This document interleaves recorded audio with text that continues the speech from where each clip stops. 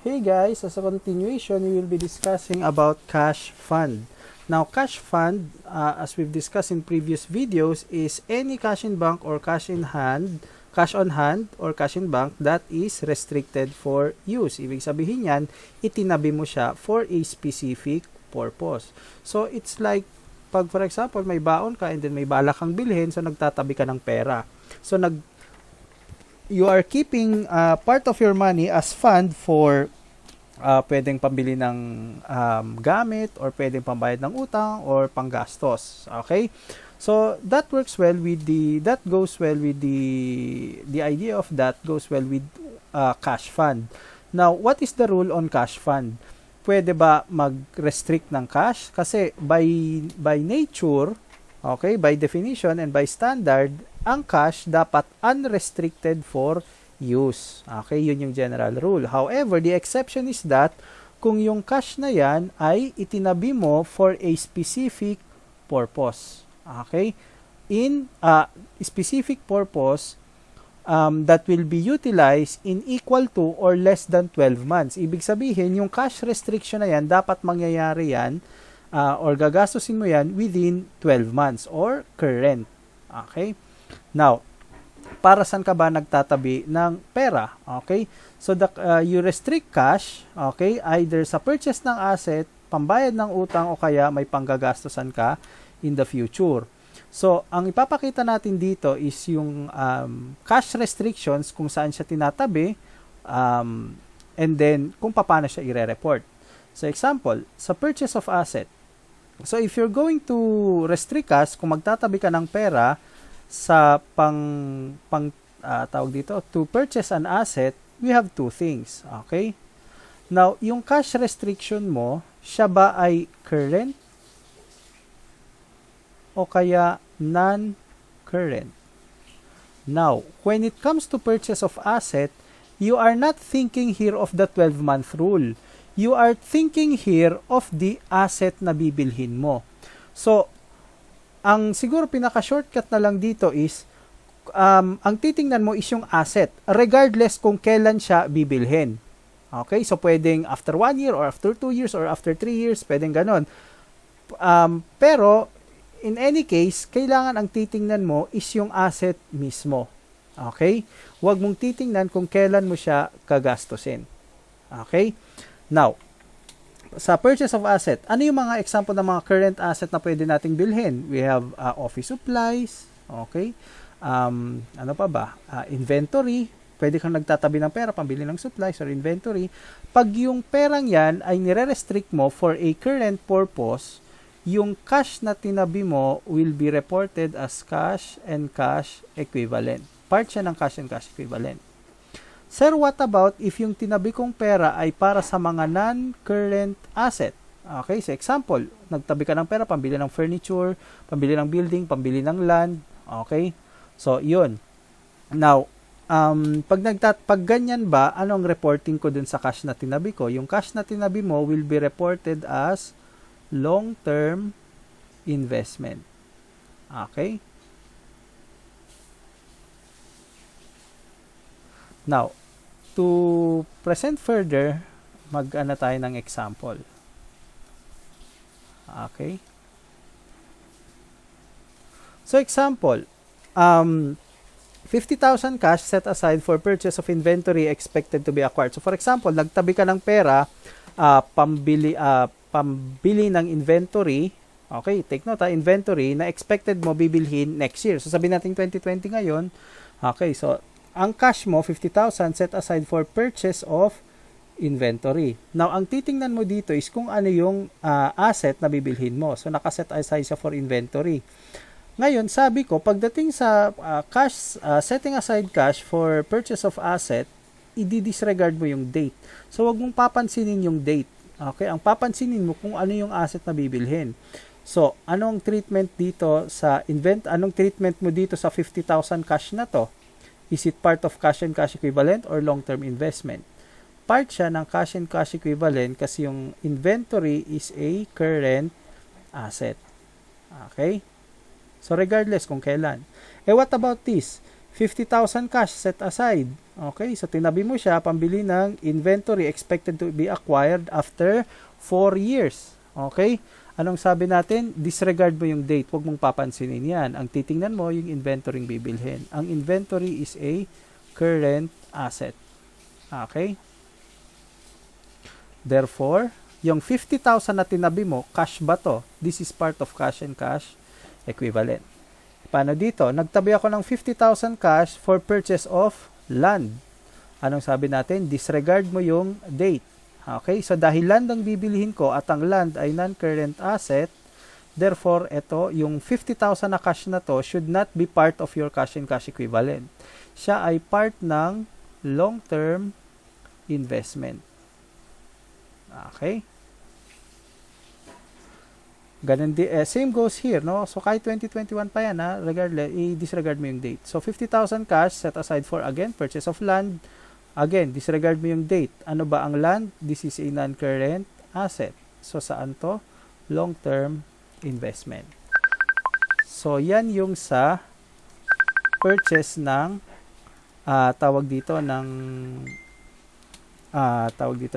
cash set aside for purchase of asset.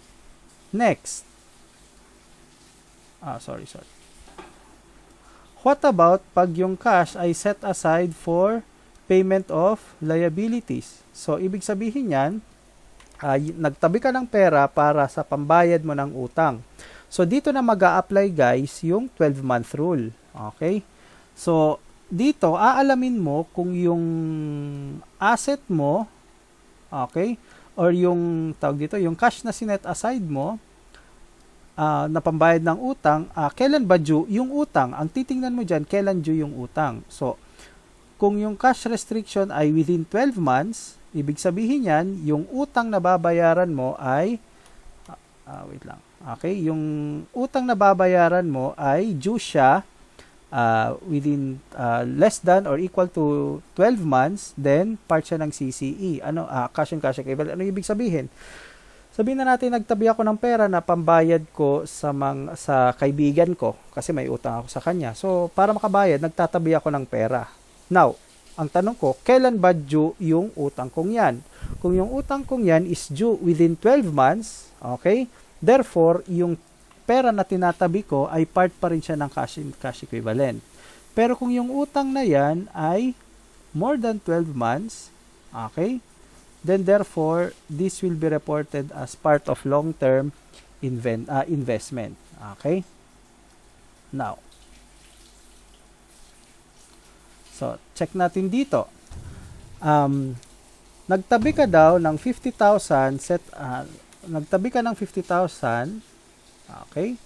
Set aside for payment of bonds. Ano tong bonds payable na to? Ang bonds payable, this is actually long-term liability. Now, you will tackle this in your intermediate accounting too. Pero the idea here is bonds payable is a long-term liability. So, tingnan nyo. Nagtabi ka ng pera, tawag dito, pambayad ng bonds payable. Ano ang treatment mo dito sa 50,000 na cash na to? Yung 50,000 na cash na yan, dahil ang bonds payable, usually non-current, ito ay ititreat mo as long-term investment kasi siya ay due beyond 1 year.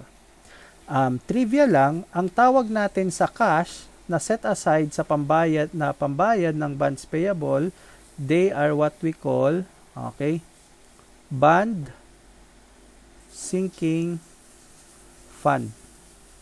Sinking, okay? So, minsan sinking fund lang. Now, may chances ba na yung pera na sinet aside mo pambayad ng bonds payable is magiging current na siya? So, hindi na siya long-term investment? Yes. Pag yung bonds payable ay due na next year. Okay? So, bonds payable nga siya, pero next year na siya due. Therefore, yung cash na sinet aside mo or yung bond sinking fund mo, current na rin siya. Okay? Now, paano naman kung nag-set aside ako na pambayad ng notes? Okay? Now, due siya 2021. So, kung due siya ng 2021, therefore, current siya. Okay? So, dahil current, itong liability na to, yung cash na to na tinabi mo, it will be part of cash and cash equivalent. Okay?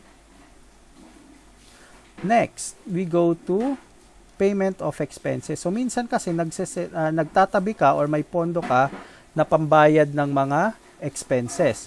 So, paano ko malalaman, sir, kung yung restrictions nito? So, ang usually restrictions nitong payment of expenses is yung expected mo kung kailan mo siya gagastusin. Okay? So, kung yung gastos na yan ay expected in less than or equal to 12 months, o kaya yung anong treatment dito? Part siya ng cash and cash equivalent. Pero kung yung gastos na yan ay expected mo, gagastusin mo after 12 months, o kaya yung gastos na yan, hindi ka certain kung kailan mo gagastusin, iti-treat mo siya as long-term investment. Okay? So, example of this, ito yung mga example ng mga pondo. Okay? So, petty cash fund. Now, petty cash fund, this is cash set aside for small expenses. So, ang petty cash fund, part siya ng cash and cash equivalent kasi ang usual na expenses nito mga for operation. So, for example, pang Xerox, okay? May pondo ka dito sa mga photocopy, sa mga gasolina, okay? Now, we will have a thorough discussion of petty cash fund in the next video, okay? And then change fund, kung may makita kayong change fund, ano ba tong change fund na to? Ang change fund, puro barya to. From the word itself, change. Anong ginag-purpose ng change fund? Papalitan. Okay? So, kung may bills ka, pwede mong papalitan sa pondong yan. O, puro barya yan. Okay? So, ito part ng cash and cash equivalent. Contingency fund. Ang contingency fund, this is fund set aside for uncertain expenses. So, again, uncertain. Hindi mo alam kung gagastusin mo siya ngayon o kaya in the future. Hindi ka sure. So, sabi nga natin, pag yan ay uncertain o kaya long-term, okay, part siya ng long-term investment. Ano naman tong cash surrender value? Ang cash surrender value ay nangyayari sa mga insurance, okay? Sa mga insurance companies, so ang takbo ng insurance is ini-insure kanila tapos every month or every quarter or kung ano man usapan nyo, maghuhulog ka. Okay? Now, ano ba tong cash surrender value?